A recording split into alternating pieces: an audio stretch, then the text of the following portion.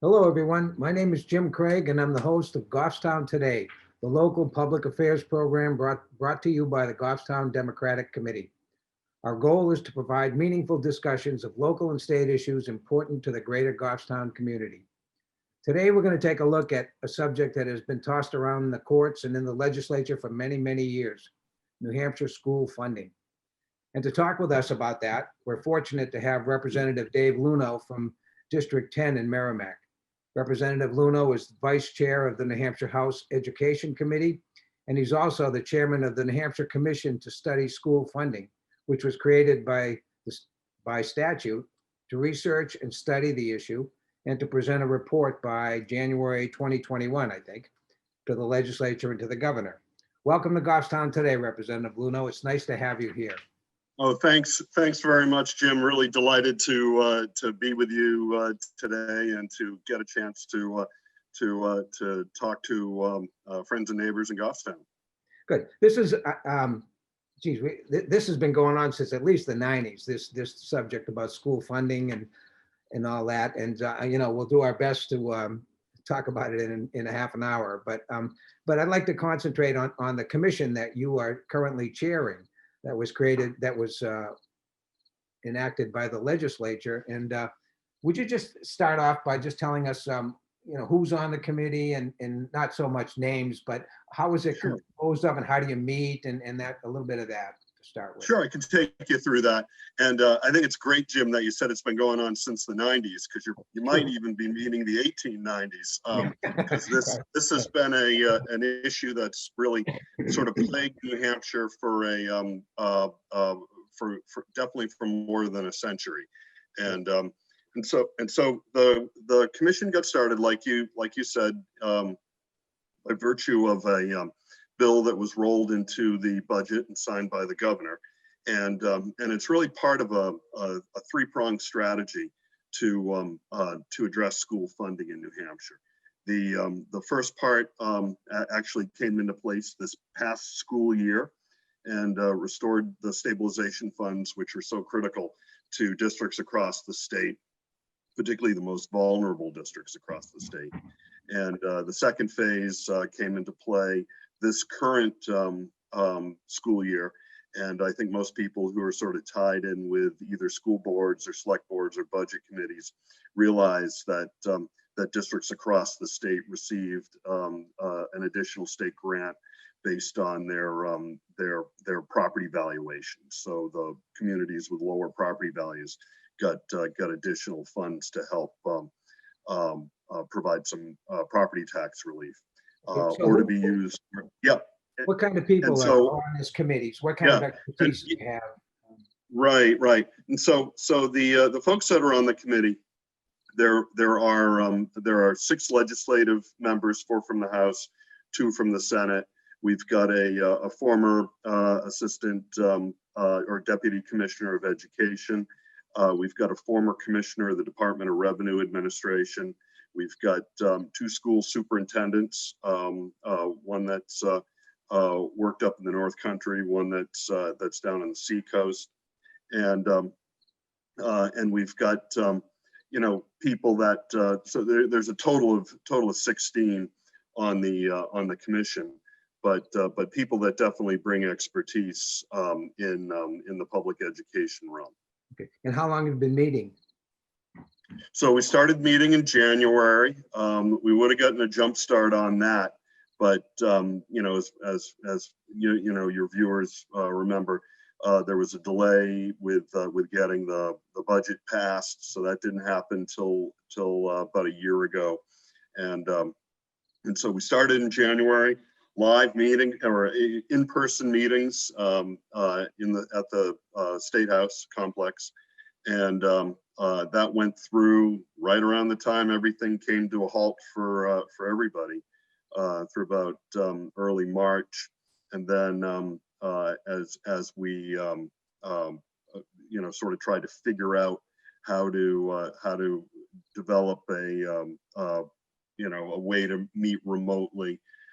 We tried continuing research in the background, and then we're able to resume in person live, or not in person, but remote live meetings in beginning of April.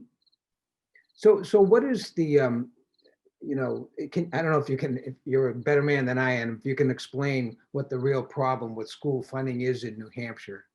Well, I'm not a better man than you are, Jim, but I'm happy to explain the problem with school funding, and I think a lot of your viewers probably probably recognize it, and they see it at least twice a year when they open up their tax bills, and what we see across the state is an enormous variation in property taxes people pay, and the property tax rates. There's nothing uniform about it, and so there are some cities and towns that are paying close to 10 times the property tax rate that some other residents are paying in New Hampshire.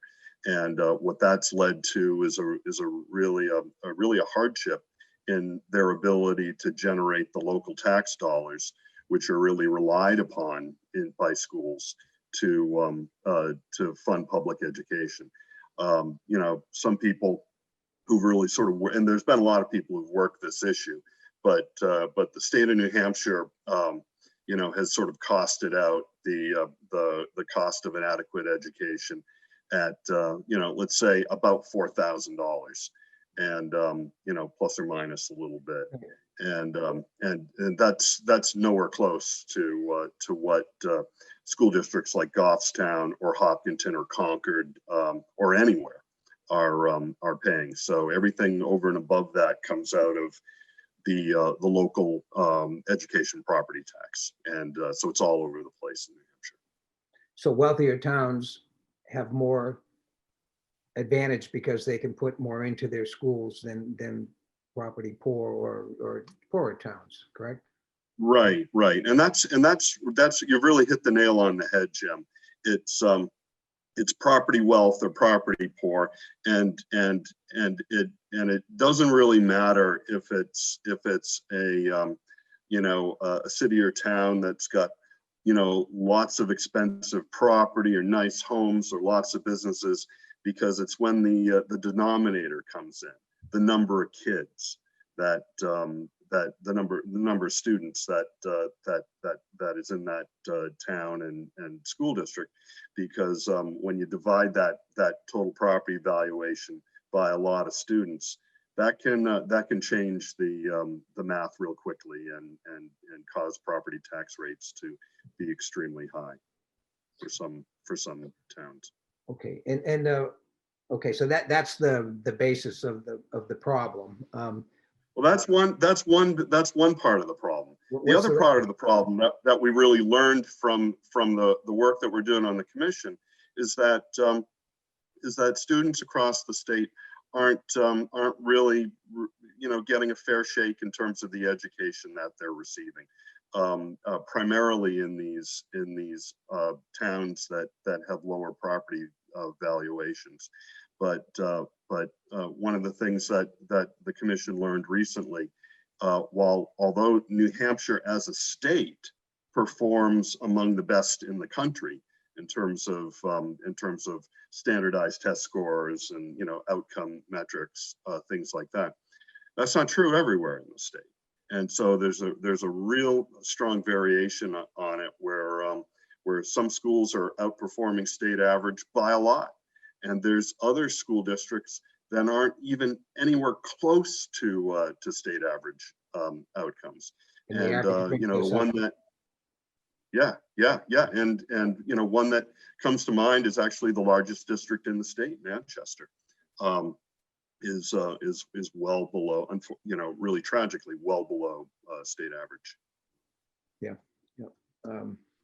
That's interesting. So I took a look at the statute before we started today, and I saw that you had to do an interim report, submit an interim report. I don't know if that's been done, but my question really is, have you come to any conclusions that you can talk about, or recommendations so far? And while I'm thinking about it, I assume that you've taken I noticed they gave you a budget too. And, do you have expert witnesses coming in and testifying on issues and things, or any? In some ways we do. Let me talk about that. Let me sort of go through the order of what you just laid out. Yeah. We have released an interim report. It was really a status report a couple months ago, just sort of bring the governor's office and the leadership in the House and Senate up to date with what we've been doing, and we expect our final report with findings and either recommendations or policy considerations to be released later this year. The state budget did fund the commission with $500,000. Keep in mind, in the grand scheme of things, the state of New Hampshire, all in, spends approximately $3.1 billion a year on public education. So getting this done right, I think, is really important for students, families, and taxpayers. So $500,000 was used to bring on some folks from the UNH Carsey School of Public Policy, and they're basically serving as sort of the administrators of this project, and also helping the commission with some analysis. But we did in fact contract with some experts in this area from the American Institutes for Research, and they've worked with probably 10 or so other states that are grappling school funding issues, and have a lot of experience in sort of costing out what goes into an adequate education, and providing some examples for the commission as to what things to look for and what sort of things we may want to consider when we start looking at putting policy together. It's interesting. I remember when we were dealing with it in the legislature, broken down into donor towns and donee towns, and I don't know. So well, it's time that we get away from those sorts of descriptors, and a lot's happened in New Hampshire in the last 10 years as well, particularly with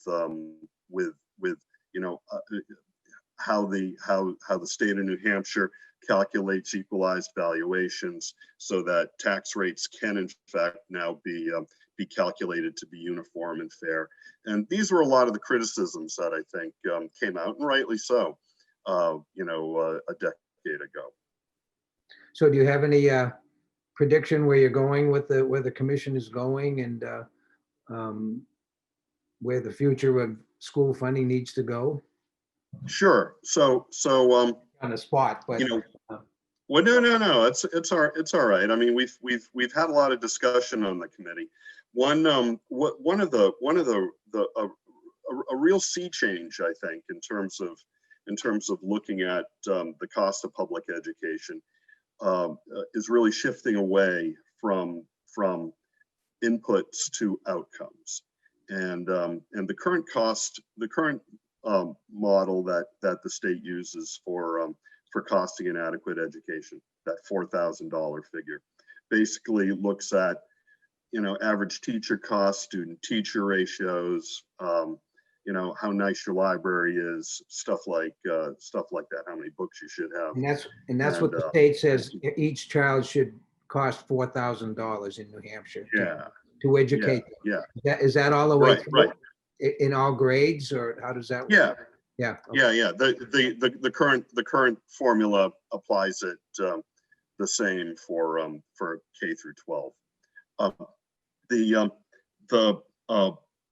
approach that the commission is looking, as opposed to looking at inputs, look at outputs, look at outcomes, and so performance indicators, performance scores. So things like scoring on standardized tests by school district, and attendance rates, graduation rates, things like that. This is all data that's collected by the Department of Education. And what we can tell from, and I spent 12 years on a school board. I think I'm sure lots of your viewers are on school committees or select committees, and have experience with this. But when we're at the floor of school district meeting, there is a high expectation in terms of outcomes in school districts all across New Hampshire. I've certainly heard it here in Hopkinton, where I live, but I've also heard it in Goffstown too. In fact, I've heard in Hopkinton school district meetings, people talk about some of our neighboring districts, including Goffstown, and including the importance of outcomes. So the commission, again, working with our experts, have developed a way of costing an adequate education based on statewide outcomes. Okay. It's a very innovative way of looking at it, but it also keeps the local control of what and how a district can educate their students, and funds that district or estimates the cost of that district to get statewide outcomes. So I'm just trying to picture that. Which So again are among the highest in the country. You find some towns where the outcomes are very high, the test scores are good, kids are doing really well and thriving, and you find places like Manchester and things where that's not quite the case. And so how do you, in the new way of looking at it, how would you fix that? I guess yeah, no, that's a great question, Jim. The first thing I think is having an honest dialogue, or an honest way of estimating the cost of an education or an opportunity for an adequate education, and a state average outcome, which is again among the highest in the country. But being able to estimate that honestly for Manchester, and be able to estimate that honestly for Goffstown, Bedford, Hopkinton, Concord, and every school district across the state. And what we found through the research was that cost is highly dependent on a number of factors that are unique to every city and town, and may have to do with the rate of poverty in a town. Could also have to do, in certain cities and towns I should really say certain cities have more of this than other places, but number of students who are English language learners, so that contributes to cost, and there's other factors too. I think a lot of people recognize that that special education costs contribute to the overall cost of education. So being able to factor that in honestly, and show what every district should be, what the cost of public education should be for each district when educating their students. Okay, and I didn't mean to denigrate Manchester. Both of my kids went to Manchester public schools, and they got into great colleges, and they're doing well. Yep. So I didn't mean to denigrate Manchester. I'm a Manchester fan. But so let me ask you, is your commission tasked with looking at different ways of funding as well, or just so with this? With this way of looking, this new way of looking at it, would that require change in the way we fund schools? Well, I think it could. I mean, obviously, I think a big part of it is the tax fairness that we don't have in place right now, and obviously that'll be front and center on Thursday this week, starting at 9:30 in the state Supreme Court is hearing oral arguments in appeal in the Conval case, and there's a number of districts who basically filed the original lawsuit against the state, alleging that the state isn't fairly funding its schools, and it's creating really a different level of tax strain on residents depending upon what zip code you live in. So, And that's why it's such a hard thing to solve, because you can figure out who needs more help, but then you get into the tax thing, and then you get into the politics, and then you get into who wants to spend and how we're going to spend and all that. right. That was always Yeah. the problem. And there's different approaches that can be looked at too, and I think those are really the things that the commission is going to be examining. I mean, we're really not a tax policy commission, right? But there's certainly different approaches that we can look at with in how the state distributes, or how the state uses resources, I should say, to fund cities and towns for their public schools. So we certainly will be modeling that. Okay. We're running out of time here. I hate to say, but I wanted to ask you, is the commission meeting consistently for a while longer, and can the public participate? And Absolutely, if they can, Jim. how? No, those are great questions. We've been meeting. Some weeks we meet several times a week. Some weeks we meet once a week. There's all the meetings are accessible via public Zoom link.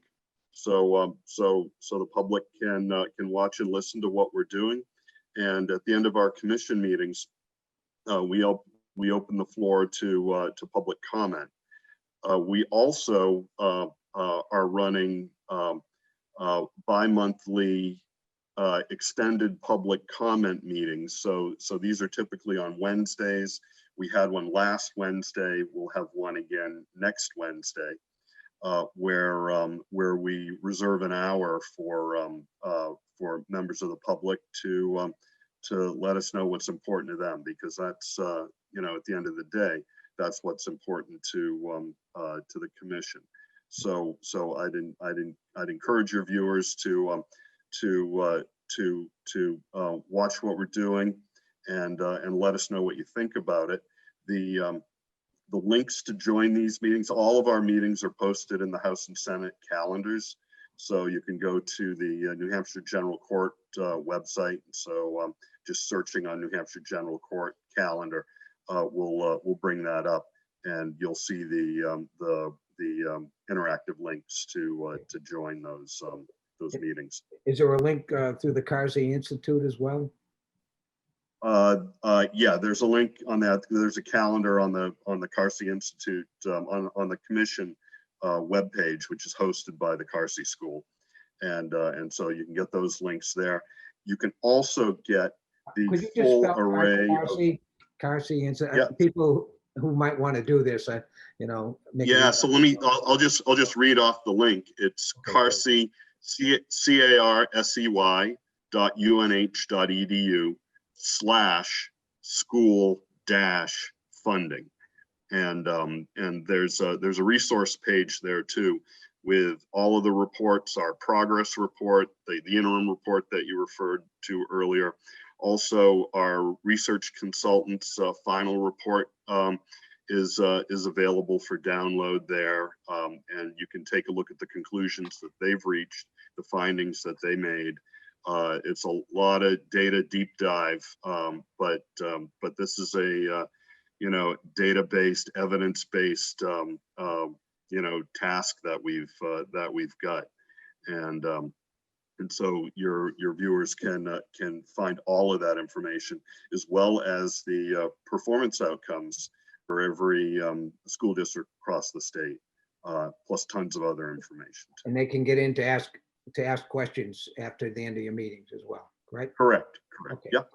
Great. I guess we're out of town, Representative Luneau. Thank you very much for your expertise, and I've enjoyed this. I hope you've enjoyed it as much as I have. And I No, hope- I've enjoyed it a lot, and I'm happy to come back anytime. And no, thanks very much for the opportunity. Thanks. Let me just close here.